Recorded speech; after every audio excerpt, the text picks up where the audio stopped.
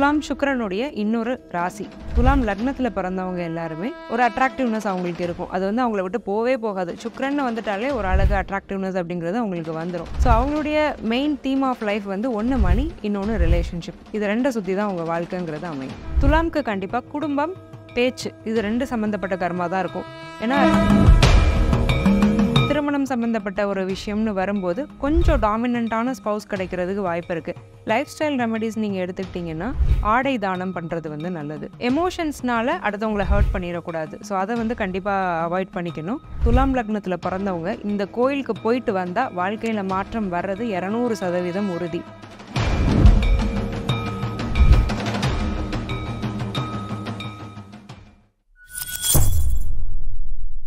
பக்தி பிளஸ் நேயர்கள் அனைவருக்கும் வணக்கம். இன்று நம்மோட இருந்தப்போர் ஆஸ்ட்ரோ முத்துக்குமாரி மேம் அவர்கள். வணக்கம் மேம். வணக்கம் சார். மேம், இப்போ நம்ம லக்னம் சீரீஸ் பார்க்குறோம். அந்த வகையில் துலாம் லக்னத்திற்கான கேரக்டரிஸ்டிக்ஸ் எப்படி இருக்கும், அவங்க லைஃப்பில் இப்படி தான் இருப்பாங்க அப்படிங்கிற மாதிரி என்ன இருக்குன்னு சொல்லுங்க மேம். கண்டிப்பாக சார்.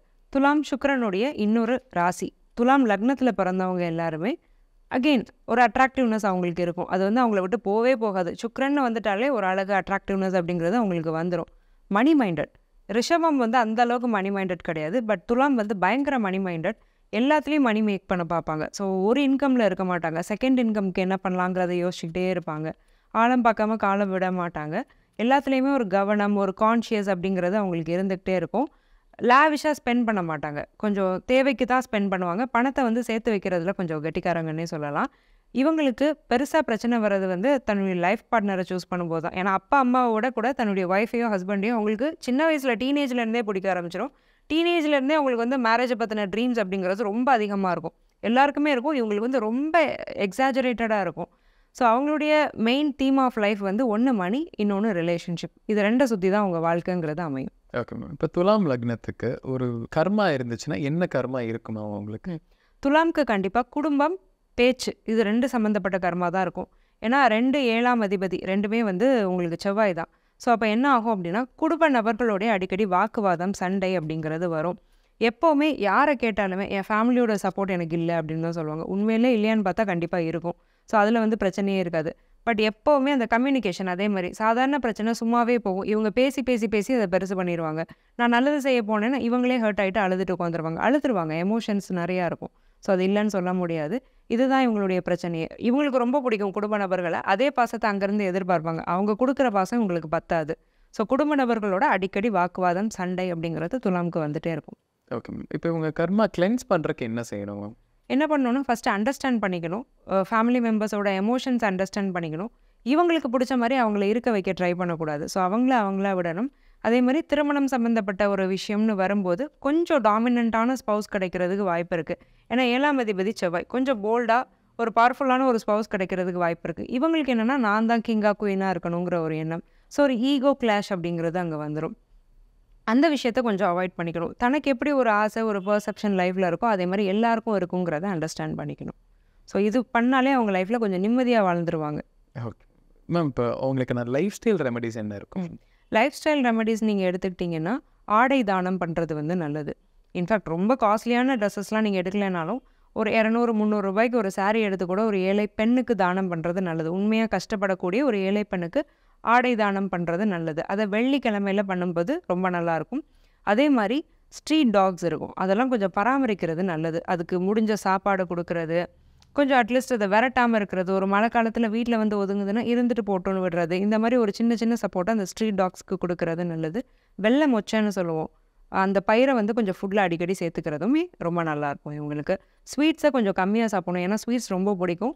டயபெட்டிஸ்க்கு பாசிபிலிட்டி நிறையா இருக்கிறதுனால ஸ்வீட்ஸ் இன்டேக்கை வந்து கொஞ்சம் கம்மியாக எடுத்துக்கிறது நல்லது. Okay ma'am. இப்போது அவங்க லைஃப்பில் இந்தந்த விஷயங்கள் அவாய்ட் பண்ணுறது நல்லது, அவங்களுக்கு கர்மா வந்து இன்னும் அதிகமாகாமல் இருக்கும் அப்படின்னா என்ன விஷயங்கள் அவாய்ட் பண்ணணும் மேம் அவங்க?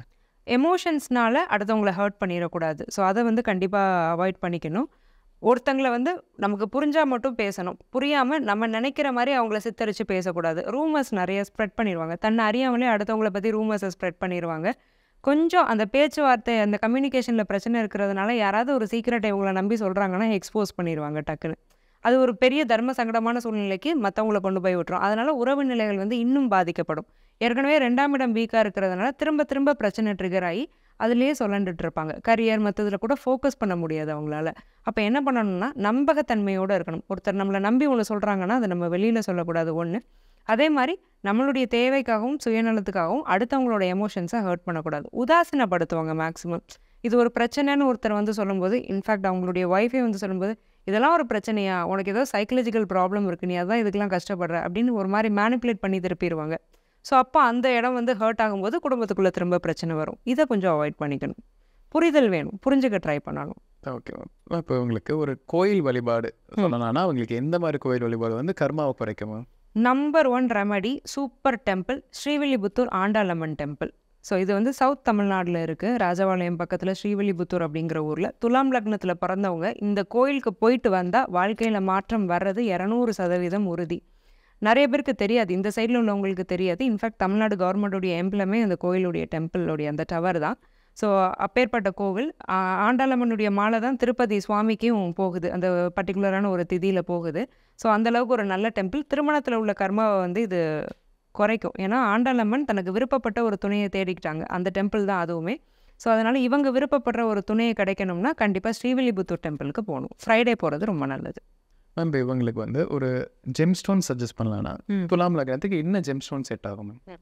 துலாமுக்கு வந்து பேசிக்காக எமரல்டு நல்லா இருக்குங்க. ஏன்னா புதன் வந்து பாக்கியாதிபதி. ஸோ எமரல்டு போட்டுக்கிறது நல்லது. ஆல்ரெடி நான் சொல்லியிருக்கேன் 3 to 3.5 கேரட் சைஸில் இருக்கணும்.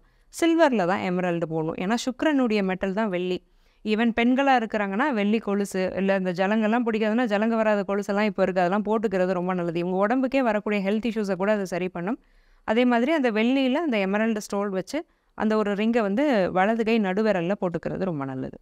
ஓகேங்க. இப்போ துலாம் லக்னத்துக்கு ஒரு ஹெல்த் இஷ்யூஸ் தொடர்ந்து வருதுன்னா என்னென்ன ஹெல்த் இஷ்யூஸ் வரும்? கேஸ்ட்ரிக் ப்ராப்ளம்ஸ் வந்து கண்டிப்பாக இருக்கும், கொலஸ்ட்ரால் வந்து கண்டிப்பாக இருக்கும். ஸோ இந்த 2 விஷயத்தை வந்து கொஞ்சம் கவனமாக பார்த்துக்கணும். ஃபுட் இன்டேக் தான், இன்டேக்கில் வந்து கொஞ்சம் கவனமாக இருந்துக்கிட்டாலே பிரச்சனை இல்லை.